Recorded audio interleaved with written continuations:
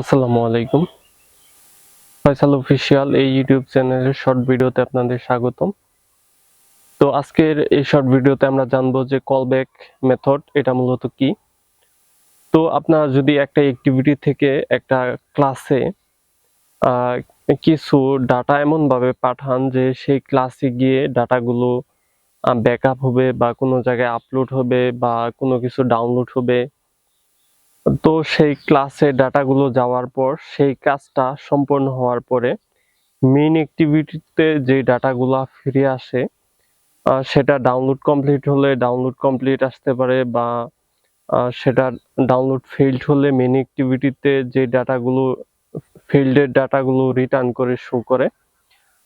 তারপরে আছে যদি সেটা ব্যাকআপের কোনো ডাটা আপনারা ক্লাসে পাঠিয়ে থাকেন, তারপর মেইন অ্যাক্টিভিটিতে আবার সেই ডাটাটা রিটার্ন হয়ে মেইন অ্যাক্টিভিটিতে শো করে, মানে সেটা ব্যাকআপ কমপ্লিট হইছে বা ফেইলড হইছে।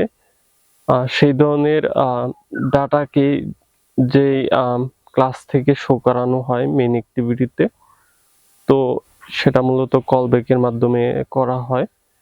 তো মূলত কল ব্যাক মেথডের কাজই হলো যে অন্য আরেকটা জায়গায় ডাটা পাঠিয়ে সেখান থেকে যে ডাটাটা সাকসেস বা ফেইলড রিটার্ন আসবে সেটা মেইন অ্যাক্টিভিটিতে শো করানোই মূলত কল ব্যাক মেথডের কাজ। তো আশা করি যে আপনারা কল ব্যাক মেথড সম্পর্কে পুরোপুরি আইডিয়া নিতে পারছেন।